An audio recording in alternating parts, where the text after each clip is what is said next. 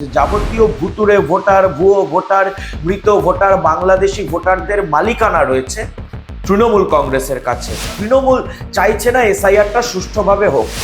DGP Rajib Kumar যে পরিমাণে তৃণমূলের দালালি করে, তৃণমূলের এমএলএ এমপিরাও করতে পারে না। অঙ্কনদা, আপনাকে মাধ্যমে স্বাগত। দাদা, সুপ্রিম কোর্ট বলে দিল যে এসআইআর প্রক্রিয়া যেন মসৃণ হয়, স্বচ্ছতায় জোর দেওয়ার কথা বললেন সর্বোচ্চ আদালত। কি বলবেন? সুপ্রিম কোর্টের নির্দেশ ও নজরদারিতে ভারতবর্ষের নির্বাচন কমিশন এই এসআইআর সম্পন্ন করছে ভারতবর্ষের বিভিন্ন রাজ্যে। বিহারে হয়ে গেছে এবং বর্তমানে পশ্চিমবঙ্গ সহ 12টি রাজ্যে এসআইআর প্রক্রিয়া চলছে, প্রায় শেষের মুখে। কিন্তু কোথাও কোনো ঝামেলা, ঝঞ্ঝাট, অশান্তি, গাড়ি ভাঙচুর, মানুষকে মারধর, আগুনে ফর্ম পুড়িয়ে দেওয়া, এই দৃশ্য নেই। কিন্তু যেখানে কোনো কিচ্ছু হয় না সেটাই পশ্চিমবঙ্গে হয়। পশ্চিমবঙ্গে দেখতে পাচ্ছেন রাজ্যের শাসক দল কিভাবে এসআইআর প্রক্রিয়াকে বানচাল করার জন্য, ভণ্ড করার জন্য কি রকম অশান্তি, বিশৃঙ্খলা, নৈরাজ্য তৈরি করছে এবং পুলিশের উপস্থিতিতে পুলিশ সম্পূর্ণ নিষ্ক্রিয় হয়ে রয়েছে। আজকেই আমরা দেখতে পেলাম যে ভারতীয় জনতা পার্টির আমাদের জেলা সভাপতি মুর্শিদাবাদ জেলায় তিনি ফর্ম 7 জমা দিতে গেছিলেন। অর্থাৎ ভারতবর্ষে সংবিধান যে ফর্ম 7 জমা দেওয়ার অধিকার যে কোনো বৈধ নাগরিককে দিয়েছে, সেটা জমা দিতে গেছিলেন। তার গাড়ি ভাঙচুর করা হচ্ছে। অসিত মজুমদার, হুগলির যিনি এমএলএ রয়েছেন তৃণমূলের, তার নেতৃত্বে গিয়ে ফর্ম বিজেপির বিএলএদের থেকে কেড়ে নিয়ে জ্বালিয়ে দেওয়া হচ্ছে। এটা প্রমাণ করছে যে যাবতীয় ভুতুরে ভোটার, ভুয়ো ভোটার, মৃত ভোটার, বাংলাদেশি ভোটারদের মালিকানা রয়েছে তৃণমূল কংগ্রেসের কাছে। গোটা দেশে কোথাও কোনো অশান্তি, বিক্ষোভ, ঝামেলা কিচ্ছু নেই। সব ঝামেলা, সব অশান্তি এই পশ্চিমবঙ্গে করছে শাসক দল তৃণমূল। অর্থাৎ তৃণমূল চাইছে না এসআইআরটা সুষ্ঠুভাবে হোক। আজকে সুপ্রিম কোর্টের রায়কে আমরা স্বাগত জানাচ্ছি। পশ্চিমবঙ্গে যেন স্বচ্ছ ভোটার তালিকা হয়, এটা দেখার দায়িত্ব ভারতবর্ষের সুপ্রিম কোর্ট এবং ভারতবর্ষের নির্বাচন কমিশনের। এবং আমার বিশ্বাস যে ভারতবর্ষের সুপ্রিম কোর্টের নির্দেশে নির্বাচন কমিশন যে এসআইআর করছে সেটা স্বচ্ছভাবেই হবে। সেই সঙ্গে জাতীয় নির্বাচন কমিশনকে পর্যাপ্ত সংখ্যায় কর্মী দেবে রাজ্য, নির্দেশ দিয়েছে সুপ্রিম কোর্ট। না, রাজ্য তো ছলে বলে কৌশলে যে কোনো ভাবে চাইছে যাতে এসআইআর প্রক্রিয়াটাকে ভণ্ড পণ্ডুল করে দেওয়া যায়। এটা রাজ্যের পরিকল্পিত প্রচেষ্টা। কারণ যেভাবে মৃত ভোটার, ভুয়ো ভোটার, বাংলাদেশি অনুপ্রবেশকারীদের ভোটার বানিয়ে মমতা বন্দ্যোপাধ্যায় রিগিং সম্রাজ্ঞী হয়ে রয়েছে, ভোট এলেই রিগিং করে মুখ্যমন্ত্রীর নেতৃত্বে তৃণমূল একের পর এক নির্বাচনী বৈতরণী পার করে। তো এই রিগিং সম্রাজ্ঞী মমতা ব্যানার্জি যেভাবে চাইছেন যে এসআইআর এ যেন ওনার ভুতুরে ভোটারগুলোকে বাঁচিয়ে নেওয়া যায়, তার জন্য দেখতে পেয়েছেন যাবতীয় নোংরামি, অশান্তি শুরু করেছে তৃণমূল কংগ্রেস। কোন রাজ্যে হচ্ছে না। বিজেপি শাসিত রাজ্যে কোটি সংখ্যায় ভুয়ো ভোটার বাতিল হয়েছে। বিজেপির কোনো নেতা কর্মী কাউকে এরকম ভাবে আগুন জ্বালাতে দেখেননি, ফর্ম কাটতে দেখেননি। অবিজেপি শাসিত তামিলনাড়ু, কেরলেও এসআইআর হচ্ছে, কোথাও কোনো ঝামেলা নেই। সব অশান্তি পশ্চিমবঙ্গে কেন? তার মানে পশ্চিমবঙ্গে যে সরকার রয়েছে সেই সরকারটাই রয়েছে ভুয়ো ভোটারের ওপর। এই সরকারটা চলছে, এই শাসক দলটা টিকে আছে তৃণমূল ভুয়ো ভোটারের ওপর। আমরা প্রথম দিন থেকে বলছিলাম এসআইআর নিয়ে তৃণমূল কংগ্রেস এত ছটফট ছটফট করছে কেন? কারণ ওরা জানে ওদের ভুয়ো ভোটারের যে সাম্রাজ্য সেটা ধ্বংস হচ্ছে, ভেঙে পড়ছে।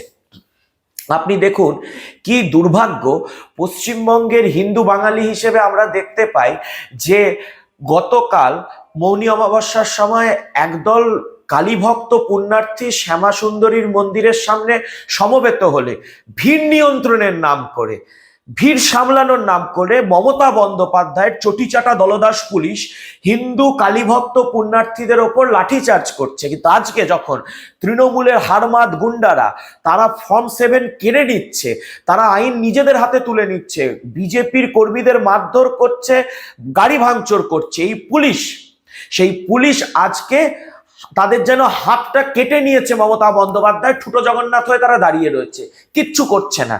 আমরা কি পাকিস্তানে রয়েছি? এই দৃশ্য, এই লুট, এই অশান্তি, এই নৈরাজ্য, এগুলো তো পাকিস্তানে দেখা যায়। মমতা বন্দ্যোপাধ্যায় কি পাকিস্তান বানাচ্ছেন পশ্চিমবঙ্গকে? একেবারে দাদা, সুপ্রিম কোর্ট নির্দেশ দিল যে কোথাও যেন আইন শৃঙ্খলার পরিস্থিতির অবনতি না হয়, নিশ্চিত করতে হবে ডিজিপি। তা ডিজিপি নিজেই তো মমতা বন্দ্যোপাধ্যায়ের সাথে ফাইল চুরি করতে চলে যান। ডিজিপি তো মমতা বন্দ্যোপাধ্যায়ের ফাইল ডাকাতির মানে হচ্ছে হলো সঙ্গী।